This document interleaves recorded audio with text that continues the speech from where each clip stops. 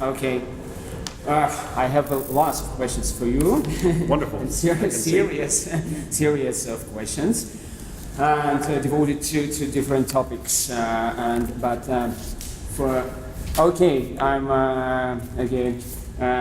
begin from the start. For the first question, it's connected to freedom. What do you think? Can you say that your philosophy, object-oriented ontology, is for humans? And can you say that the describing of things independence supposed to make me as human more free or safe?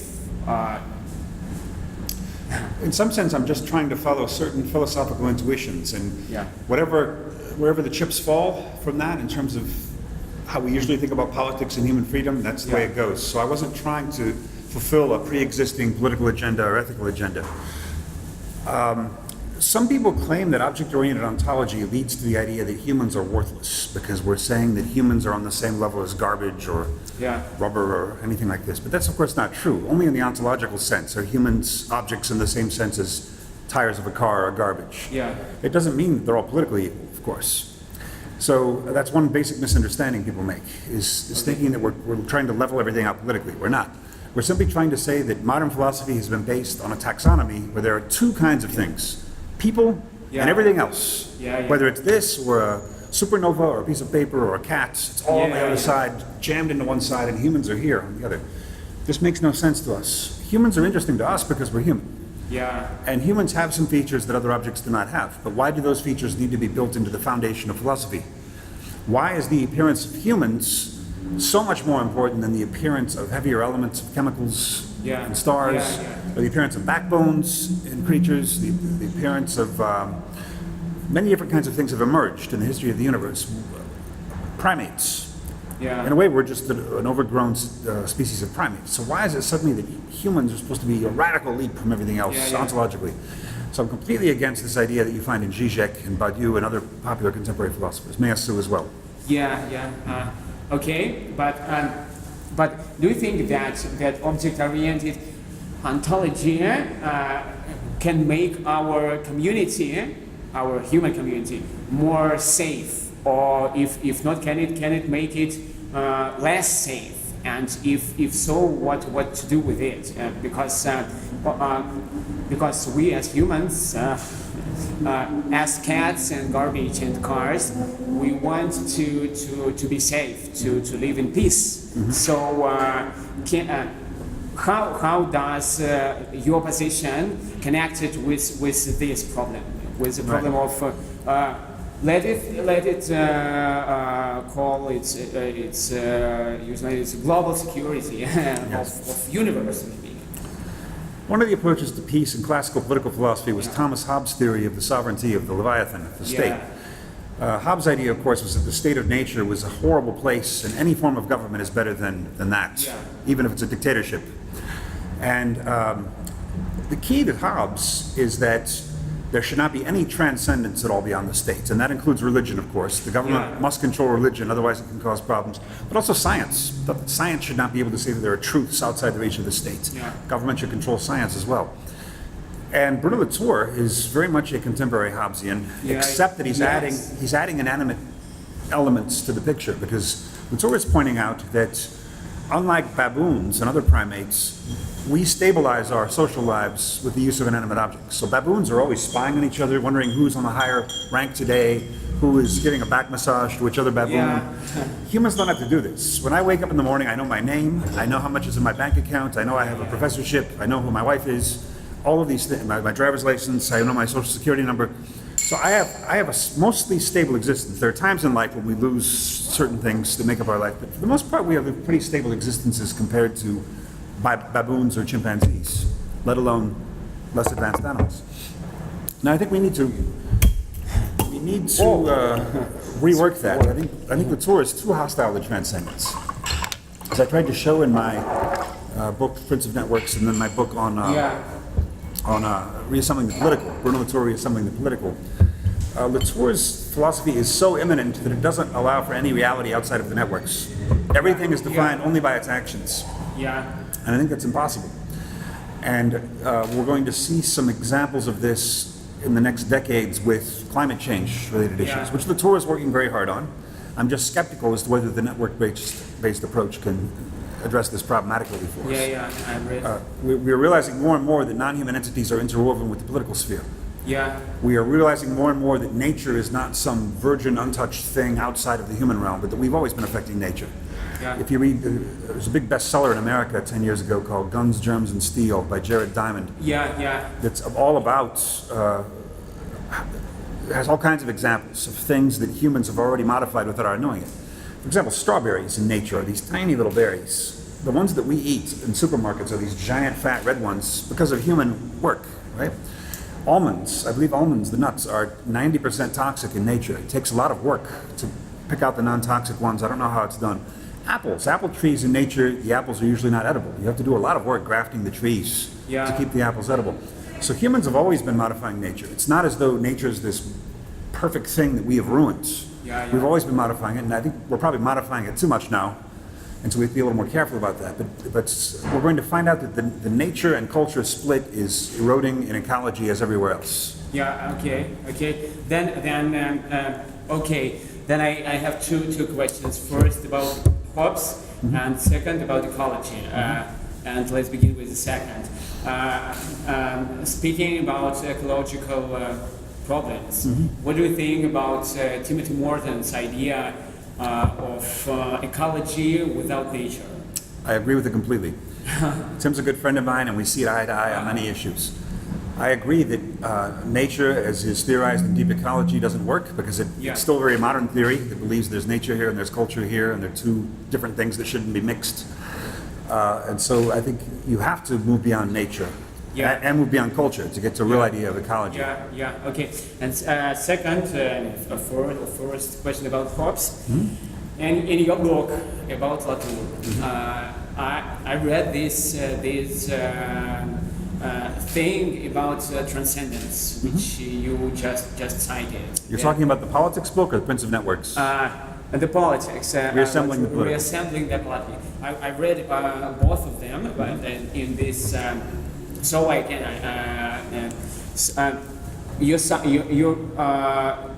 You're right that Latour says that his first influence in political thinking was Hobbes, who said just the thing you cited 1 minute ago, that to have safe society, to have politics, to have civil society, we must close all access to transcendence. Yes.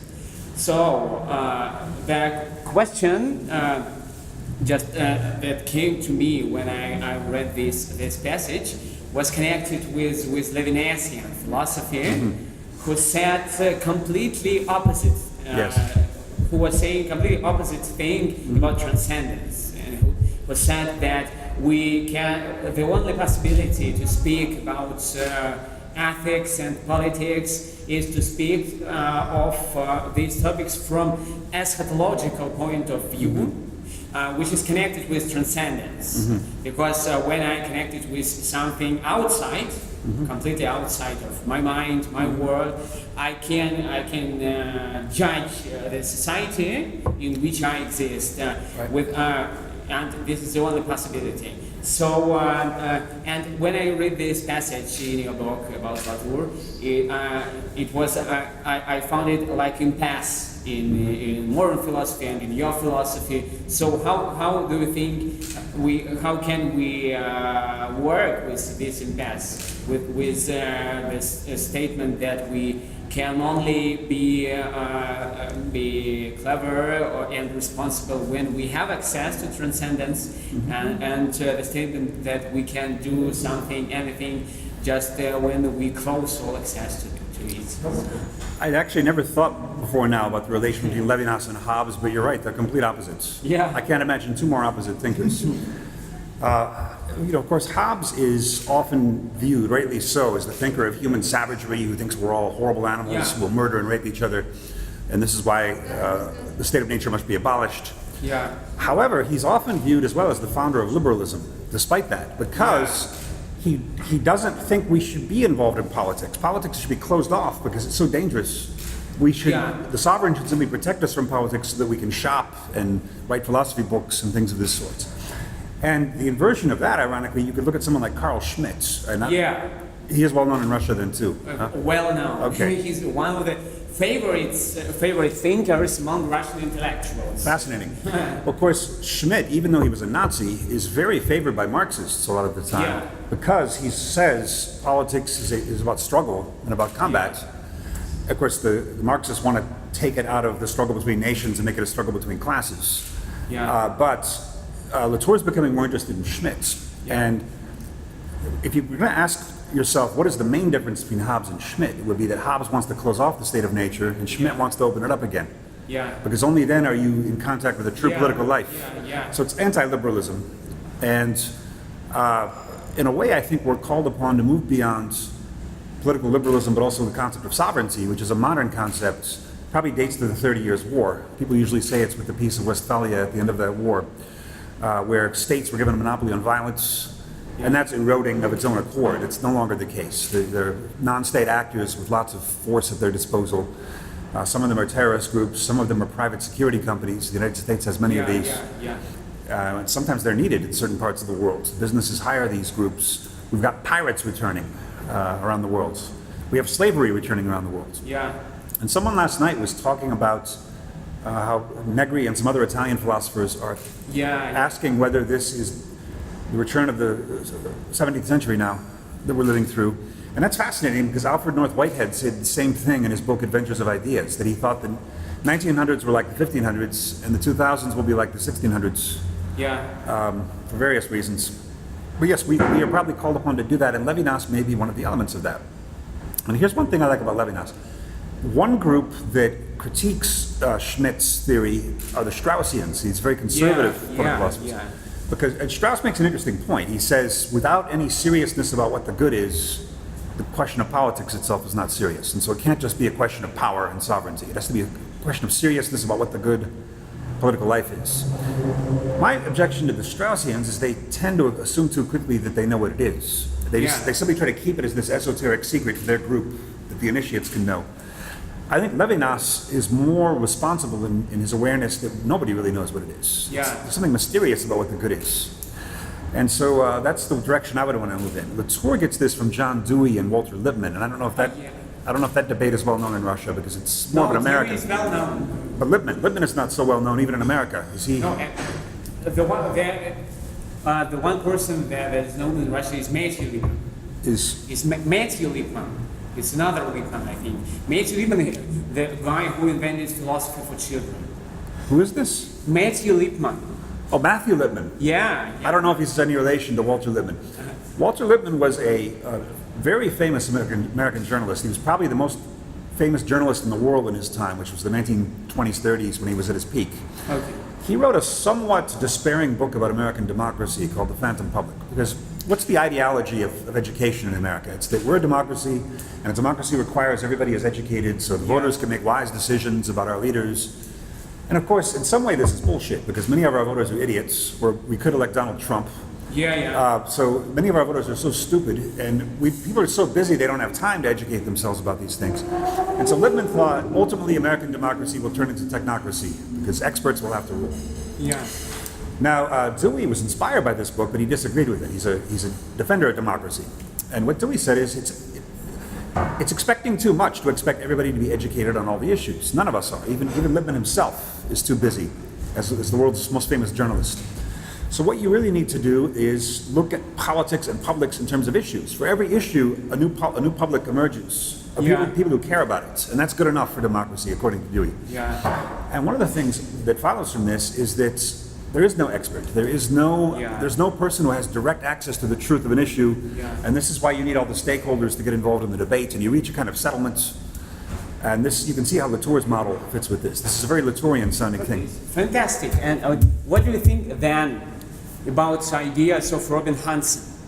I don't know Robin Hanson's ideas. Okay. He's modern American economist and minimalist economist.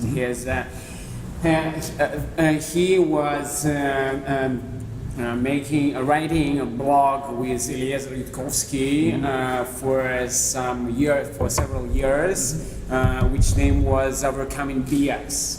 And his main idea is connected with absence of experts. He invented some years ago so-called prediction markets, when people opened the first prediction market on the internet. I know these. So this is the developer of them. Yeah, when people make predictions and on their different issues, and somebody says that these prediction markets idea and conception is most strict for science technologies in nowadays, because it says the truth about 19% about the ending of different issues. And his idea is, if there is no expert, then everyone is expert. And he's trying to fight with classical Bayesian statistics, which considers human as a Turing machine, which work with thousands of possibilities before making decision. And Robin Hanson says, no, this is not so. People don't act like this. And he says that the main character in his philosophy is a gambler. He says expert knows something about the past, but gambler is somebody who knows how to win in the game. But he thinks that every gambler has his own gambling technology. And he says that most time people make right decisions and not wrong. When two working men going to drink beer, and one of them says, let's go to this bar. Another says, no, let's go to that. Okay, let's go. And he says, it means that they have their own gambling technologies to do the best. Right. So he says we can have to make our university system work better. We can change some things in it, and we must, he says, we must change experts and scientific advisors with gamblers. And degrees with prizes. Degrees for knowing something about the past, with prizes for achieving information which can play the leading role in making good decision. And he says that their state form of connected with prediction markets, he calls it footarchy. Not anarchy or monarchy, but footarchy. It's a system when we make decisions about future based on information that is given to us from prediction markets. So I think it's So what do you think about this? I think that's wonderful, and the figure of the gambler is important for me as well, because the gambler commits himself to something and takes a risk. A real gambler takes a risk. I remember reading about Mitt Romney's business strategy, and I found it appalling. Mitt Romney's business strategy is he only enters investments if he is sure that they're going to pay off. In other words, if he's rigged the whole system to ensure a profit. And of course, this is the worst side of capitalism. The side of capitalism I like is the gambling side. Yeah. Where somebody's putting their chips on the table and taking a side. And Robin Hanson says completely the same when he says then that when you want to know something about humans, about their minds and their behavior, you will know better when not when you are asking what are you believing at, and not when you're asking them how do you think how it all will be ending, what result we will have in the end. Because first question is it evokes idealist side of the people. They say we believe in this and that, and the second is some pessimistic side when I think that everything is bad. But he says that you will know something definite about humans when you will ask them what like in casino, what is at stock, on what possibility you will, for which possibility you will give your money, as in casino. Yes. And then people, in this situation, he says, people change. They start to speak in different way, because this is where their resources is involved. They say, I will stake. Okay, I will stake my money on this possibility, and this he says opens their gambling sites. I've relied on these markets a lot in the past few American elections to reassure myself that bad things won't happen. So anytime I worry that Trump might win, I go and look and I see that he's only at 25% on the markets. This makes me feel much better. Okay. And another question is about Leo Strauss. Yeah. And what do you think about his theory of education? Because it's many leftist thinkers, including Zizek and others, say that Straussians they act like if they were knowing what is good, but their main idea of Straussian educational theory is connected with Maimonidean book, this Guide for Perplexed, and with a traditional Jewish educational strategy, when we don't say to pupils what is good and what is bad, but when we are just reading. And what do you think about this? Because Strauss himself, he was saying that we don't need to know what is good and what is bad. We just need to be in contact and have a seminar and read books together. And this is the main difference between Strauss and Socrates, maybe. Because Hegel, as you know, says that Athenians were right judging Socrates because he broke some of the destinies, their lives of some people, because he said, well, why are you making these shoes if you could be a philosopher or poet? And that guy became drink, for example. But Straussian strategy goes in different way. When somebody Straussian comes to some guy who believes in God, he don't say, oh, don't believe in God, it's bullshit. He says, okay, you believe in God, it's good, so let's go and read something about this. So what do you think about this? I think several different things about this.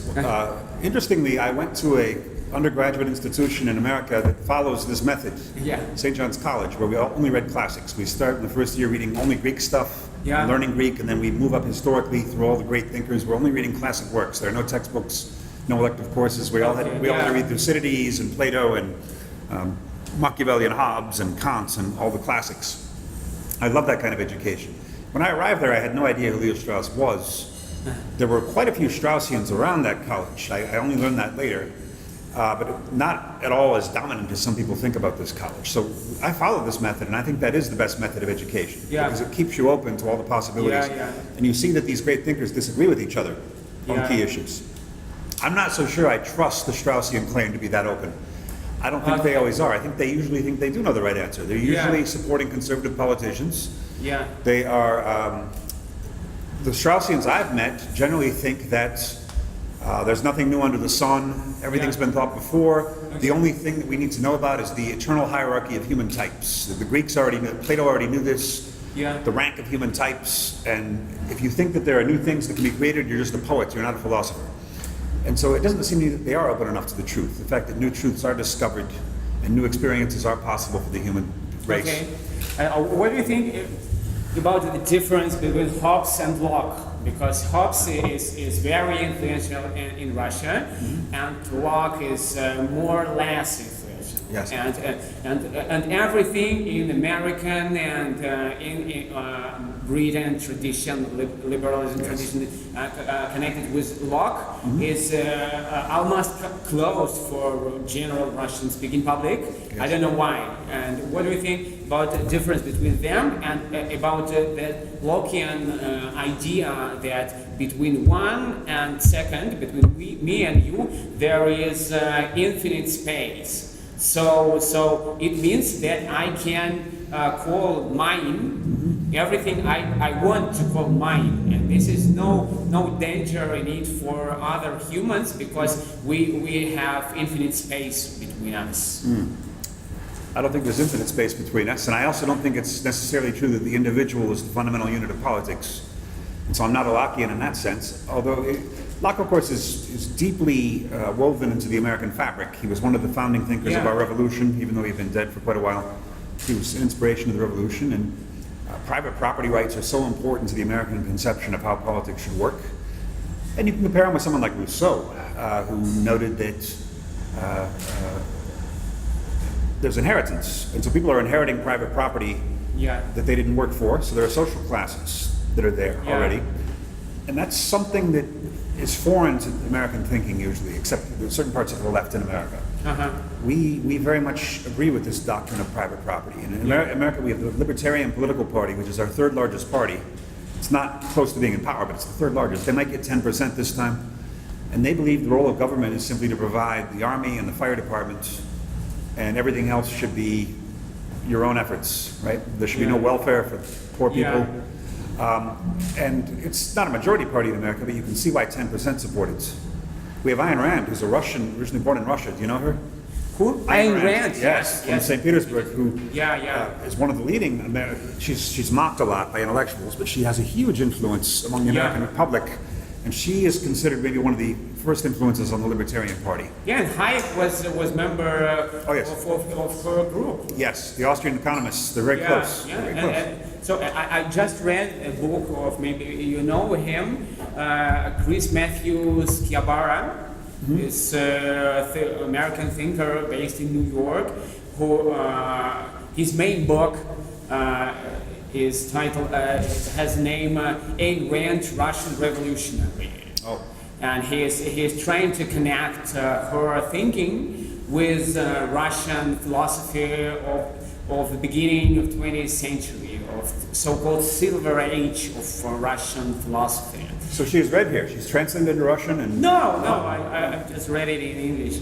And he's also an author of conception of dialectical libertarianism. He wrote a book, first trilogy of books: Ayn Rand, Russian Revolutionary, Marx, Hayek, and Utopia, and towards dialectical libertarianism. He tries to connect Hegelian dialectics and Hayekian and Palanian liberal thinking. Right. And he says that it's obvious that they have much big difference between them.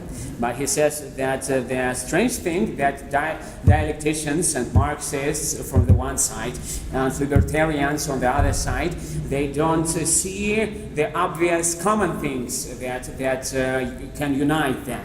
And he says that Hegelian dialectics has much in common with Hayekian and Palanian method, connected with articulation of something we already have.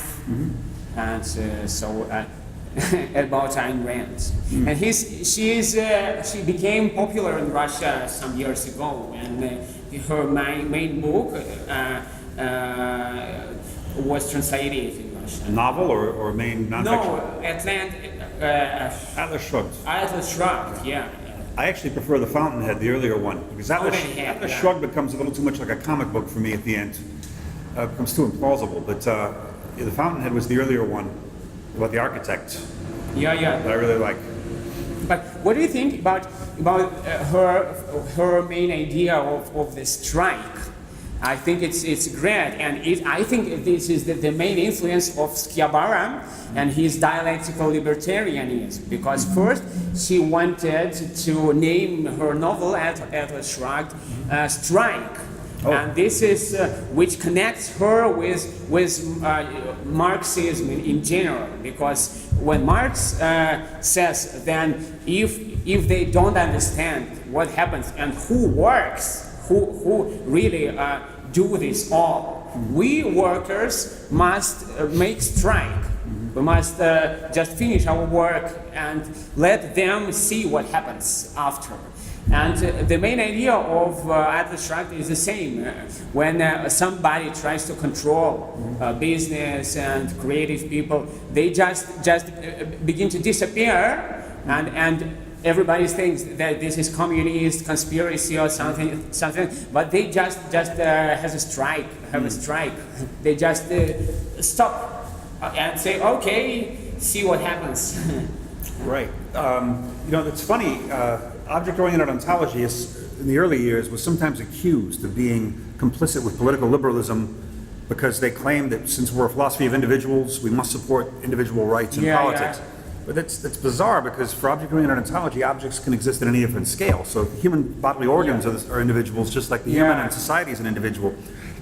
And as far as the politics of it, I'm not inclined to think everything's done by individuals. Right? There are entities that we are part of that are larger than the individual entity. Yeah. And so politics has to take those into account. And so I'm certainly sympathetic to the rights of creators, but I don't see why it should follow that there should be no income tax, or that the government shouldn't do things other than the military and the fire department.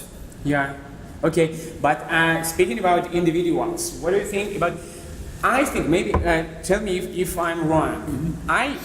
I see in your philosophy. Mm-hmm.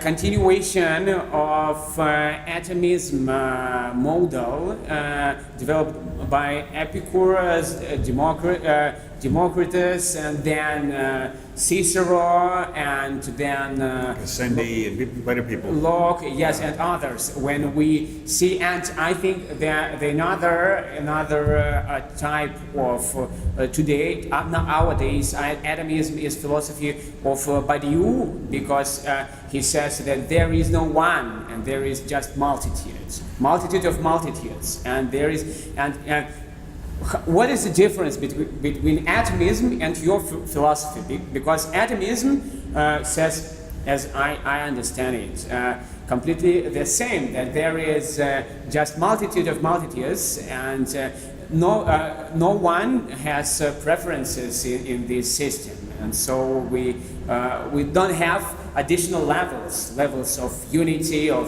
holistic levels. So I would distinguish object-oriented ontology from both atomism and Badiou. Yeah. For different reasons. Badiou's case, the inconsistent multiple, I think, does not exist.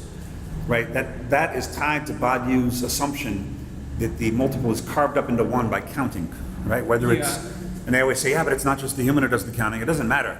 That if something is a unit only because it's being counted by something else, this is a kind of relationism. Yeah. Even though Badiou is seen as an anti-relational philosopher, I think there's that lurking grain of relationism in his philosophy. Whereas for me, there is a pre-existent multiple prior to any count. Right? There are real things. The problem I have with atomism, of course, atomism means a philosophy of the uncuttable. For me, there's nothing uncuttable. There's an infinite descent of smaller and smaller entities. Yeah. Now, I'm not a holist, because I don't think it goes all the way up to the top and you can say the universe is one entity. Yeah. You can't just say that. Unities at the higher level have to be earned. Things are inherently disconnected. You have to connect them. They have to be connected by work. Yeah. And so I don't think there's a universe. So I'm not a holist in that sense. But I do think that this glass is an object, not just the atoms in the glass. And so in that sense, I'm not an atomist. Levi Bryant has accused me of being an atomist in one way. Levi Bryant says that because all of my objects have essences, therefore change can only come through combinations. Yeah. Now, I disagree with, it's an interesting point by Bryant, but I disagree with him on this. Bryant thinks in order to preserve the possibility of change, a thing has to be indeterminate and not have any essential qualities. Yeah. So that's potentiality and it has powers. It's kind of a Deleuzian idea. Yeah. Or Nancy Cartwright's analytic philosophy of these metaphysics of potentialities and powers. My objection to that is Bryant is assuming that change comes from within. And if you look at human lives, that's already enough to see that change does not come from within. If you look at the 5 or 6 big changes in your life over the course of your life, they're not coming from you sitting around your bedroom and brooding about your life and which direction is my life going. It comes from some other entity. It could be a person, an institution, a profession, a place. We don't change our lives just in here. We change through a symbiosis with some other entity. That's where the change happens. We form a higher entity. Right? Yeah. And so now I assume coming to the Stanislavski Theater will turn out to be a huge change in your life based on what you were doing before. Yeah. So there will be a kind of symbiotic relation between you and the theater that will affect you in certain ways permanently. It's not reversible. You can't go back to what your life was like before. Or Cairo for me. Yeah. I will never be the same as I was before Cairo. It changed so many things for me. And that doesn't happen too many times in a lifetime. I think you've got slots for maybe 6 of these huge changes. And then you reach a certain point of maturity where you're more developing what you already are. Yeah. And eventually some decay near the end and death finally. So I think Bryant is simply wrong to think that the change comes from within. Yeah. It comes from a combination. But what's the difference between this position and atomism, for example, in Spinozian sense? Because he says, as I understand him here, he says that everything comes from combination, from symbiosis, and everything is effect in Spinozian thinking just because everything comes from the context of one and another. I see Spinoza more as a holist, there's one substance, and people try to downplay that, but he says it, and we should. The elephant in the room is that the unity, and this is why I prefer Leibniz, for whom there's a real multitude. Okay. And you could call Leibniz an atomist, I guess, because the monads are atoms. They're not physical. But speaking about this unity, Spinozian unity, what do you think about difference between organization and subordination, which made by Hart and Negri in their trilogy in Imperium, Commonwealth, and all Empire. This? When they say that we fear the whole when we see it like subordinated. When something that was structured by one, as Badiou says, that one is always operation of making one. But they say if you want to make something, just communicate. Mm-hmm. And they say that organization is something when we freely meet each other and have free agreement to do something together. Yes. And then after we have this structure, somebody can use it like subordination. And it means that when the other side of it, they say, is when subordination develops, it means that organization develops at the same time, because when we begin to see it as product of our meetings, it stops to be imperial structure. So and they say this is why we can say about Spinozian philosophy as libertarian or anarchical philosophy, because we just first we meet each other, and then when we stop when we make strike, it became obvious that subordination is based on organization. But organization has no leader, and they say the best thing I like about Hart and Negri is their definition of politics and love. They say that we just must understand that politics and love they are the same and one thing. It's joy connected with our common business, common deeds, devoted to common results. So when and love and politics in this way is the same. We just meet each other and decided to do something together, and it's connected with joy of doing something together. They say. What do you think about it? I'm all in favor of communication and symbiosis between separate entities as a way of having unexpected things happen. Yeah, and what do you think about philosophy of joy? Because I think when I'm thinking about your writing, your books, I think that that it's connected with the question of power and with the situation when somebody is joyful and somebody or something is not, and if I'm right. And if your philosophy is connected with the practices of joy, then what do you think about the tradition of American ontological anarchism, connected with the names of Hakim Bey, John Zerzan, Bob Black, and others? Wolf Streicher among them, and Right. all the guys. I've tried to avoid slogans like philosophy of joy because they sometimes seem affected to me, but I think you're right, that I'm trying to produce joy in my work. I'm trying to make people feel more free to think for themselves and to communicate things as clearly as possible and not use university jargon when I can avoid it.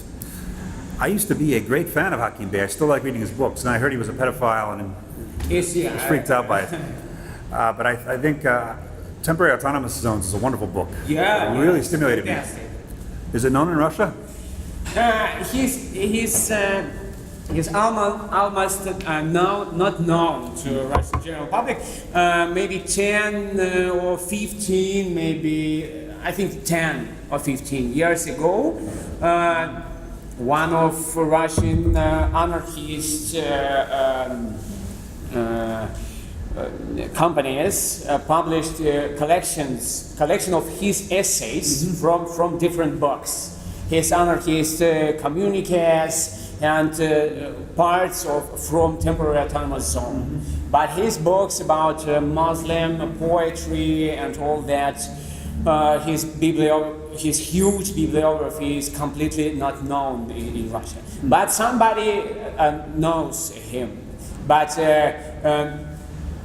post-structuralist and French school is more known in Russia. Oh, yes. And American ontological anarchism is known in artistic circles, in circles of musicians, post-political activists. Artists and musicians have more interesting taste in philosophy than philosophers do. Yeah, and it's almost completely unknown in academic institutions. Academics in Russia, they read post-structuralists and analytics and all that stuff. So, yes, and I want to ask you a personal question connected with my general curiosity about Levi Brian. I tried to find the answer in Google, but I haven't found it. Is he Jewish? I'm not so sure about his family background. But yeah, I'm really not sure. Or maybe he became Jewish and He doesn't seem to be practicing any religion. I've met him half a dozen times maybe, and I've never seen religion as being an important part of his life. Okay. Then a question maybe most important for me personally. No, let me do it. Yeah. Let me do it this way. Oh, okay. Thank you. Maybe most important for me. It's connected with Levinas and Lingis. I've read part. Levinas And Lingis. Lingis. Yeah, Lingis. Okay. Yeah. Yes. So because I was studying Levinasian philosophy for a number of years, for a long time, and I wrote dissertation about his philosophy and his connection with Heidegger. What was your interest in Levinas that drew you to him? You're in theater, right? Not in philosophy as a student. So No, I was a student of Yohananov in his laboratory, so-called laboratory. It wasn't high school, theatrical high school. It was a method theatrical project. Okay. And it was not a special school with diplomas, and I was involved in it during my graduating on philosophy faculty in Moscow State University. So, and Yukhanov's laboratory was taking place in Jewish community center in Bolshaya Nikitska, and was connected with different theatrical and Jewish questions, conceptual, not national but conceptual, connected with Levinasian point of view on ethics and politics and ontology.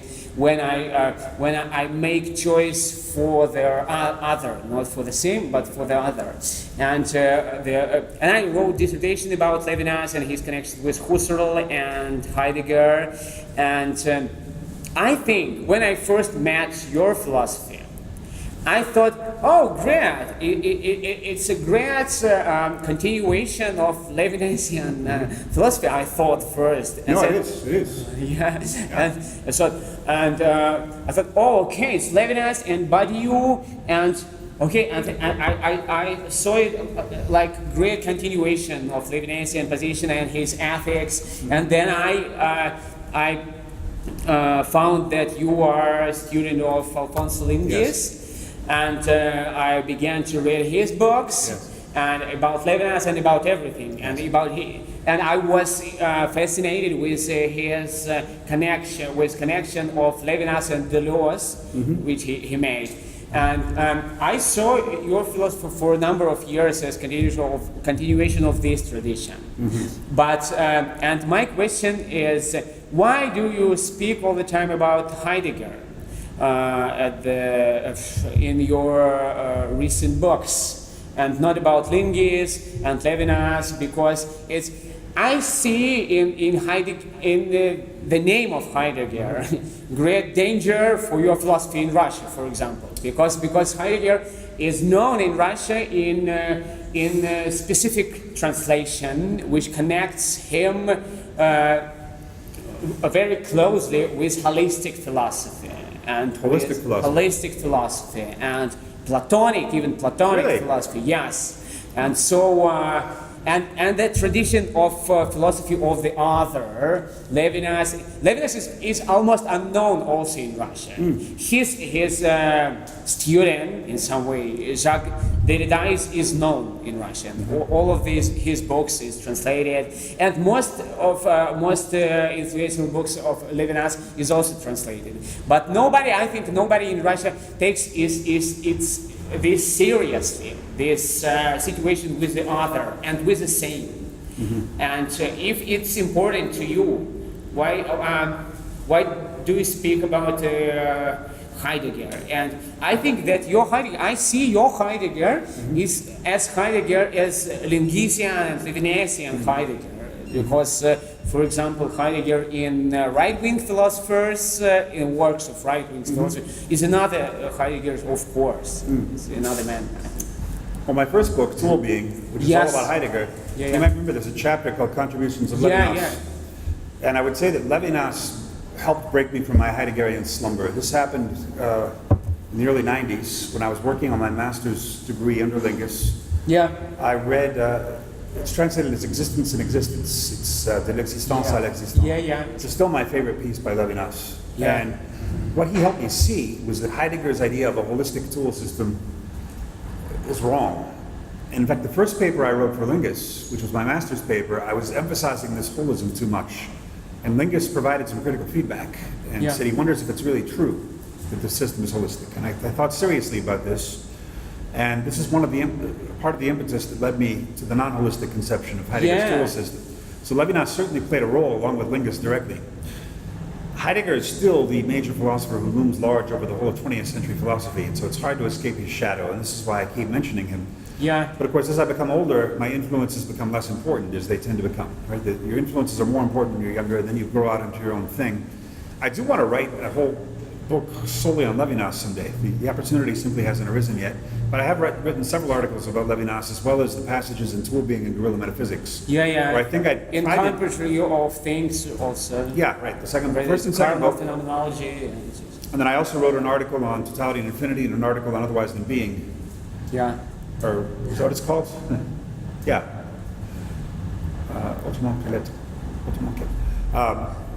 So I've tried to do some justice to Levinas. Peter Grattan recently wrote that book, Speculative Realism, Problems and Prospects, and he intelligently noted that Levinas is a major influence on my thinking. But Grattan's a Derridian, and so Grattan's also trying to set a trap, because Derridians think they've already corralled Levinas into this part where they can master him.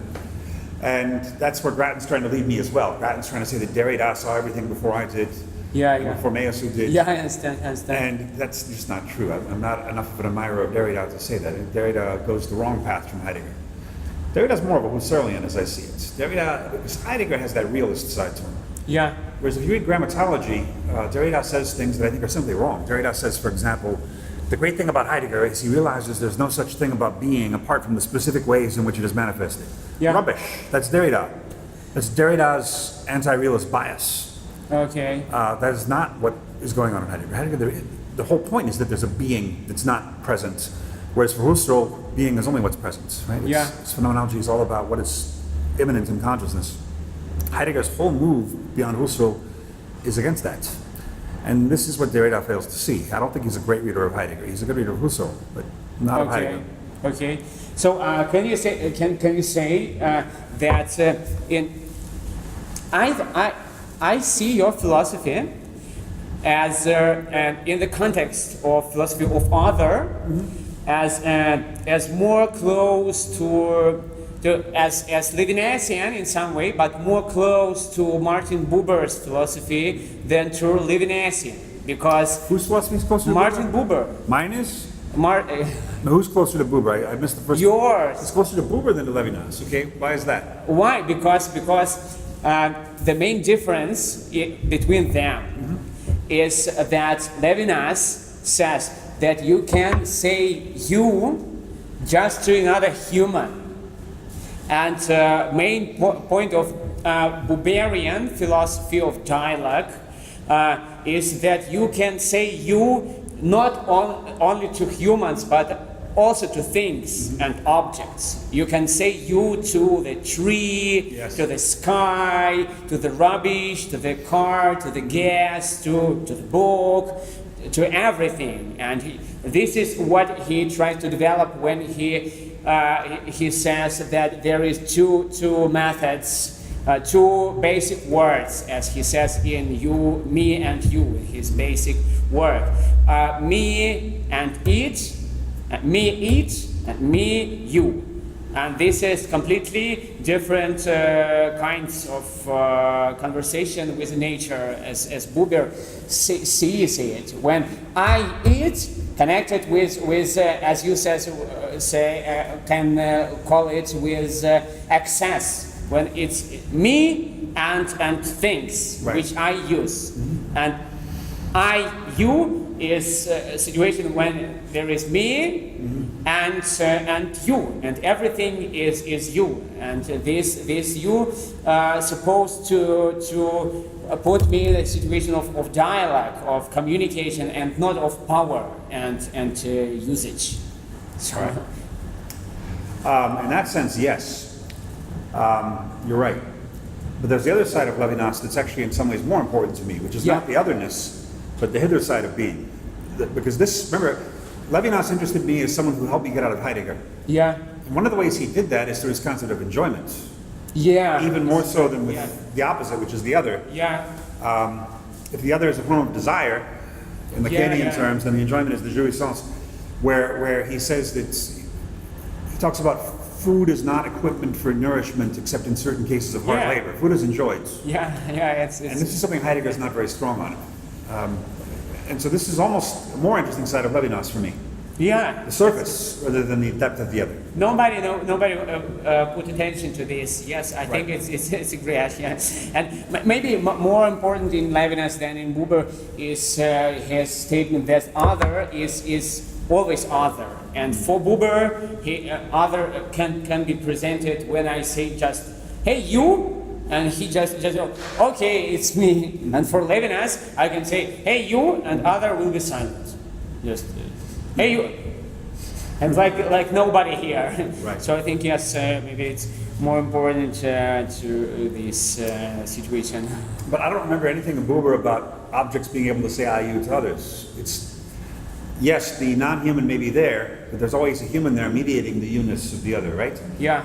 And for me, that's still stuck within Kantianism, this idea that there are two things, humans and everything else. Yeah. Whereas, what about object-object interactions when humans are not there? Most interactions do not involve humans, they involve objects, non-human objects. And some people like to claim, including such illustrious figures as Bergson, that the world is a sort of continuum that isn't broken up into individuals until usually humans count them. You get this in Badiou also, the idea that the multiple is inconsistent until there's a count. Yeah. In Levinas, it's maybe even stronger because when he talks about insomnia, Yeah. in insomnia you experience the Iliad, there is. Yeah. It's not articulated into parts until human consciousness hypostatizes it. Yeah. So that's the part of Levinas I'm least sympathetic to. The idea that, in fact, that's when I turned away from Levinas towards what? Aristotle, I suppose. Yeah, I understand. Sometime around 1994, when I was trying to write a paper defending the Iliad, and realized I can't defend it. It's not workable, not a workable conception that there is simply this oneness until humans break it up into pieces. Yeah, I understand. And that was a big step forward for me, and I had a hard time articulating it for several years. But that's where the nucleus of my philosophy comes from. And can you say that your conception of relationism beyond correlationism connected with Levinasian concept of constellation, of rhyme between different things? It actually came from Whitehead for me, and I don't know if Whitehead is read in Russia at all, but he's become... Whitehead, he's known in Russia. Is Process and Reality translated into Russian? I don't remember. Okay. But my dad is great admirer of Whitehead. Aha. And he's becoming more and more popular. In America, he was mostly known among theologians at first. And now because of Deleuze and Isabel Stengers in Belgium, he's becoming more popular among hipster philosophers. Stephen Shaviro is a very admiring reader of Whitehead in the United States. He's helped promote Whitehead there. That's where my critique of relationism came from, because I love Whitehead. What I love about Whitehead is the cosmic dimension of it. That, it's not just about the human world relation as in everything since Kant, but it's about parts of the world relating to each other. The humans are actual entities just like anything else. We don't have a special ontological status. We may be more interesting and complicated than a table, but we're not necessarily more important than a table, cosmically speaking. What I never liked in Levinas, well, I shouldn't say never, because I was drawn to it for a while, this idea that everything is simply its relations to other things. And this is, of course, what you also get in Bruno Latour, who's my favorite living philosopher, who was very inspired by Whitehead as well. And I don't think it's workable, because I think if something has no excess beyond its relations, change is not possible. There has to be an excess in the things beyond the relations. Yeah. But you find this relationism there in many popular philosophers, even when they don't state it. So Merleau-Ponty is very hot right now, because in philosophy of mind, they've liked his ideas about embodiments as being part of cognition. Okay, fine, but I don't think Merleau-Ponty is as radical a philosopher as some people think, because he, for example, he talks about how, okay, the world looks at us just as we look at the world, and this is supposed to be this radical step forward. But for one thing, he doesn't talk about parts of the world looking at each other. Yeah. And he also reduces things to their appearances. He says, the house is not the house viewed from nowhere, but the house viewed from everywhere. So, but I say the house cannot be made up of views. The house is something that you have views of. The house is not something that consists of a series of views. That is that's philosophically incorrect. Even Husserl doesn't think that. Where Merleau-Ponty is coming from. Husserl doesn't think that the essence of the table is simply all the possible views of the table, because Husserl knows that the views are seen sensually, whereas the table itself, the essence is only known intellectually. It's not known through the senses. Now, I disagree with Husserl that the intellect can know it either. I don't think the intellect or the senses can know the essence.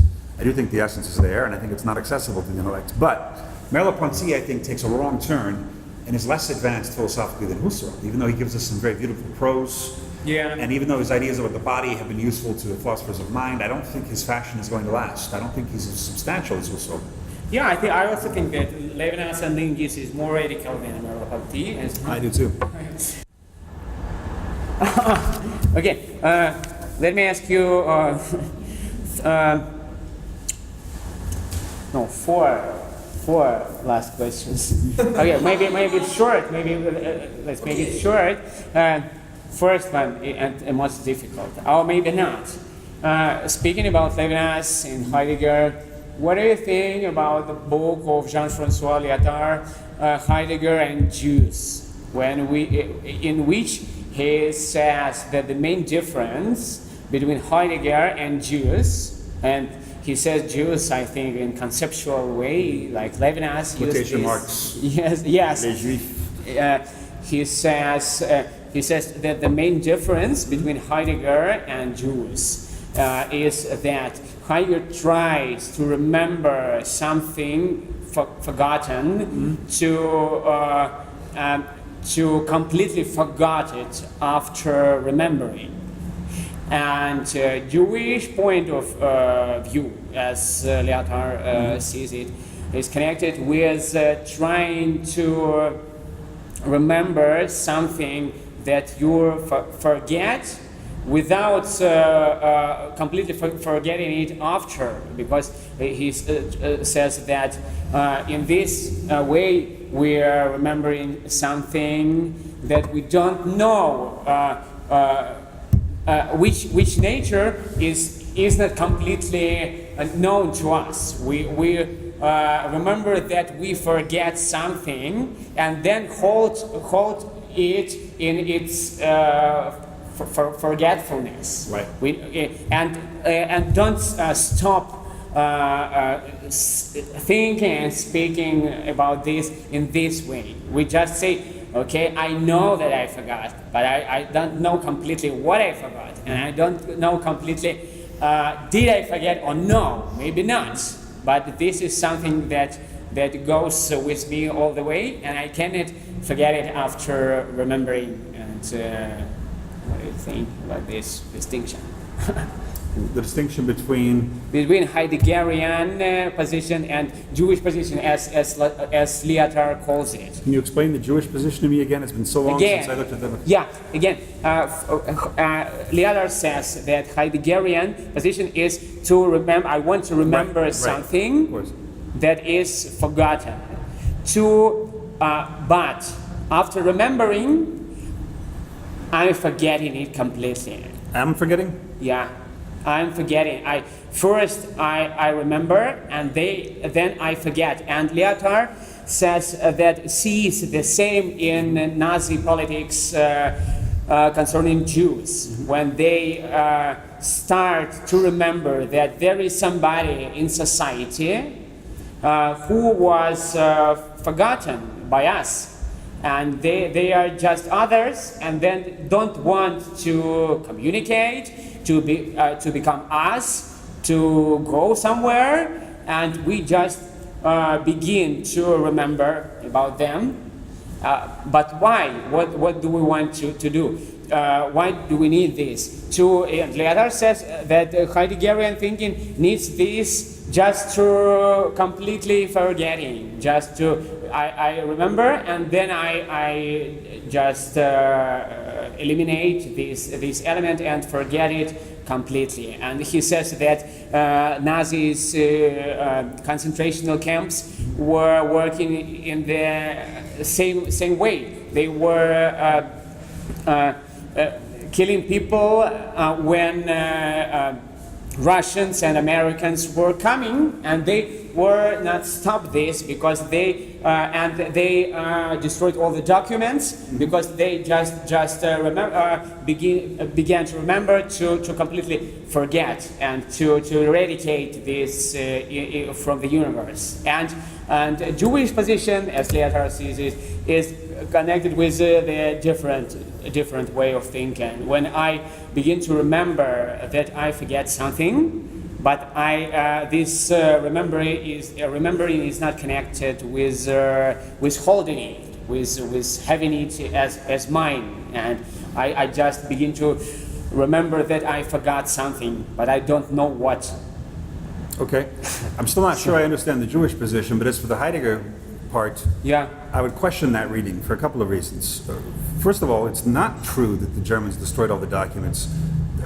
I think part of the reason they were able to be prosecuted is because there were so many records in duplicate and triplicate still available, right? Yeah, yeah. So- something. Yeah, so I think I would say the opposite about that. As far as remembering something and then forgetting it, that's completely contradicted by something that Heidegger says in the dialogue with Petzet. If you know that book, Heinrich Wiegand Petzet, the art historian, has a book of recollections of Heidegger. Yeah, I don't.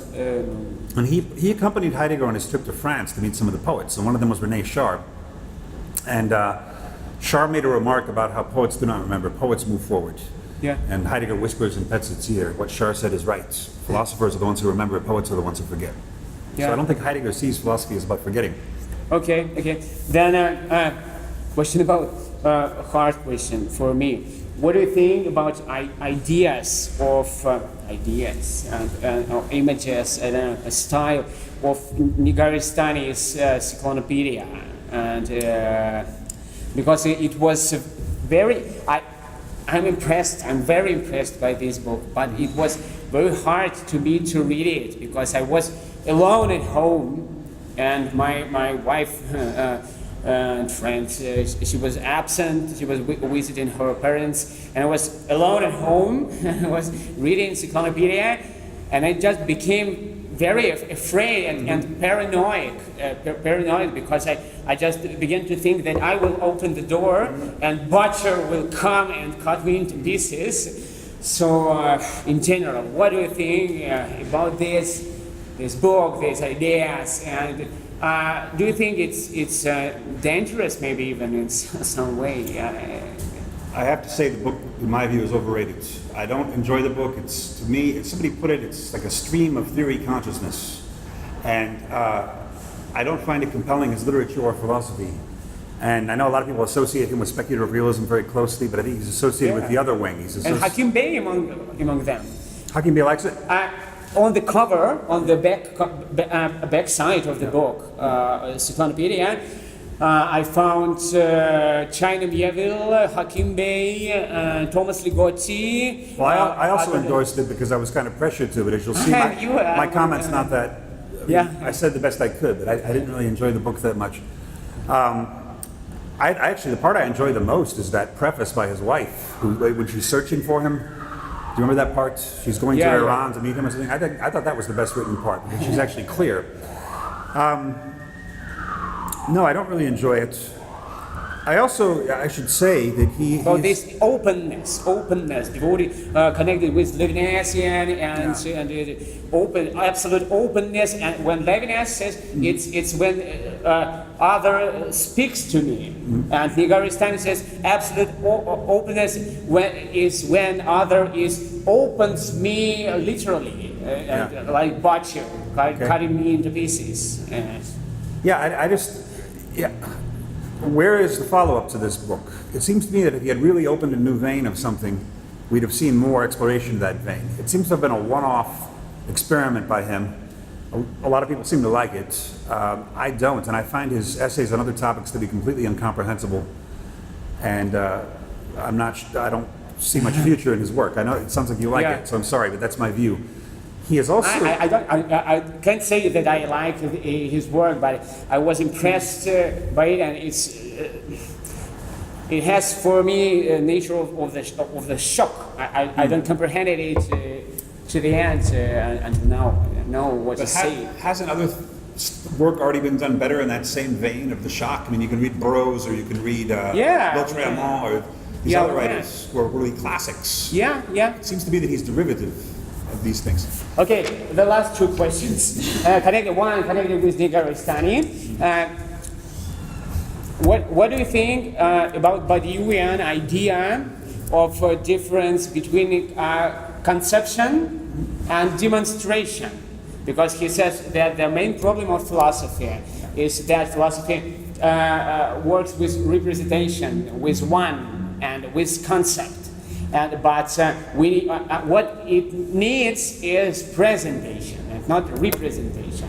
And that's why he says we must build philosophy on their as mathematics, because mathematics works is built up on axiomatics, on some rules which we must observe to have an effect, and what mathematicians do is demonstrations. So, and also Derrida says that the main level in speaking is performative. How I do it, how I speak, when I speak, how it smells. So, what do you think about what I think I call it philosophical novels of our days? And Nigaristanis Cyclopedia is just one of them. What do you think about this new methods of demonstrating, not speaking of philosophical ideas, but demonstrating them? Among these novels I can call Illuminatus by She and Wilson, and Tunguska by Mikhail Hampe, and even some of works of Thomas Pynchon, and Harry Potter and Methods of Rationality by Eliezer Yudkowsky. And what do you think about this phenomenon? When I write novel, which demonstrate, not speaks about concepts, but demonstrates how they work in the atmosphere, in ecology. I'm with you on performativity, but I don't think that's the way to do it, or at least not the only way to do it. I think the way you are performative in philosophy, I was talking last night about the theatrical aspect of philosophy. Yeah. Lingus, of course, also performs his philosophy with masks and strange music and things, and that's wonderful. But the primary way of performing your philosophy is simply by taking it seriously, by being sincere about it, and not bullshitting, and not simply being a critic, but putting yourself on the line. Yeah, okay. A last question. I wanted to answer the first part, though, about Badiou and mathematics. Yeah. Badiou is unequivocally wrong about this. I cannot state it more strongly enough. Okay. He's completely wrong. I think the best counter-evidence to this is what Whitehead says at the beginning of the process in reality, that deduction is actually a pretty subordinate method in philosophy. Who really thinks they have proofs in philosophy? Meiyasu thinks he has proofs, too, about the necessity of contingency. So does Meiyasu really believe that from here on out, any philosopher must believe what he said about the contingency because he's proven it in a series of irrefutable steps? Badiou says that about Meiyasu's book as well, but this is absurd. It's obviously not the case that every rigorous philosopher in the future is going to agree with what Meiyasu said about that issue. As Whitehead put it, philosophies are abandoned, not refuted. Philosophies are not dropped because they make a mistake in a proof somewhere. That's absurd. This happens in geometry. It doesn't happen in philosophy. Philosophies are abandoned because they turn out to be too narrow, too shallow. They leave certain parts of experience out of their domain. So a philosopher has to be someone who's doing a constant balancing act, trying not to miss anything, trying to account for everything, and that effort cannot last forever, which is why philosophy is generational. The next generation will find some things you didn't take into account. Next generation will find that the last four philosophers, as Strauss said, didn't talk enough about political philosophy, so we're going to have to do it now. It's not because Badiou and Meiyasu made a proof and now we need to add on to the proof. It's absurd. It does not work like that. A cursory look at the history of philosophy shows that it's not like that. And Meiyasu is a friend of mine, but I find it ridiculous when he says that phenomenology just does description. That's not the point. The point isn't that anybody can describe things. The point is that phenomenology has a theory about what description consists in, the difference between the intentional object and its qualities. It's not a proof. How are you going to deduce things? How are you going to deduce the existence of thought? Even Meiyasu doesn't do that. Right? It could have just been dead matter, as he calls it. So, no, I don't think mathematics and philosophy are anywhere near as close as those two think. I would even say philosophy is anti-mathematical because philosophy is not a form of knowledge, as I explained last night in my lecture. The last question about sports. Yes. I know that you were working along with developing your thesis, working as a sports commentator. Yes. So, and I don't remember what kind of sport have you been? All kinds of sports. I was living in Chicago, so I covered Chicago sports for a company in California that is now bankrupt. But. Okay,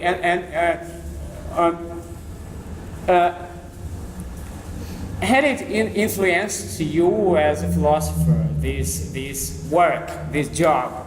And if so, can you see the universe, can you agree Wittgenstein, for example, statement that everything consists from the games, from not language games for him, but maybe different kinds of games for you. I don't know. I have a different idea about games, though. I don't think games are a phenomenon of the surface, the way Wittgenstein thinks. I think games are a phenomenon of the depth. Yeah. Because as I said about my concept of gambling, in a game you're putting yourself on the line. Yeah. You might lose. Yeah. And small events can lead to victory or defeat. But then there's the finality of the results. If I'm watching a championship match, I know that 20 years from now I can look back at the records and it will record what happened here, which team won the championship. And so there's a certain kind of fate for me in sports. It's not such an important one compared to the fate of nations, but there's a certain irrevocable fate in terms of there was only going to be one basketball champion for 1996, and now I'm going to go back and look and see who it was. So history changes this way, and teams react to who won and change their teams in different ways. As far as the experience of the job itself, it had a great influence on me. I was a terribly procrastinating writer. I had a very hard time getting things done in my 20s, like a lot of people. You know, this kind of trace of melancholia that all young philosophers have, and I didn't think my things were good enough, and so I keep rewriting them. And the sports writing changed me in that sense, because you have to write quickly on deadline. Yeah. You have to be interesting for the audience. Yeah. And so in a sense, my books are still sports writing, because I'm trying to get the people involved as though I were writing about a sports event, making sure people are staying interested in every sentence. Most philosophers think they have the right to be boring. I don't think that. Yeah. And maybe I am occasionally boring, but I like to think that I'm not as boring as many. You're not. Because you would never dare have a party at your house and have it be boring. You'd be humiliated. So why should I write a book that people are going to pay $30 for and spend hours reading? Then bore them. What right do I have? Yeah. There are so many things people could do except read my books. Right? They go to the beach. They can read somebody else. Yeah. The burden is on me to make sure I write something interesting. Yeah. Okay. Fantastic. Question I forgot. Can you connect your philosophy with the Shazism? With Shazism, or maybe you haven't. Shazism. Yeah, it's movement that was born in French culture in 60s, and which was connected with Robert Grier's novels. Shazism, connected with the describing of things. Yeah, people often say they were describing things, but when you look at those, Ponge, there's these other authors who talk about things, but thing for me is a much wider concept than just naming things. Yeah, I understand. We do that in our books too in Triple O, but that's a rhetorical technique to shake people out of this. Yeah, I understand. Human-centered slumber. It's not just about describing things, and for me, events are also things, and historical eras can be things. Yeah, I understand. So it's not just about everyday objects for me. And so I don't think it's been done before. And also, for us, of course, there's a conception of the thing is deeper than any manifestation. It's deeper than any description of it. Okay, and yesterday you said that you will be working with some guy in Los Angeles. Who was it? Charles Ray? I won't be working with him, but I think he is in Santa Monica, and he is probably the most famous artist who's reacted positively to. Okay, it's Charles Ray. The sculptor, yeah. Yeah, okay. Okay, thanks. Fantastic. Yep. All right.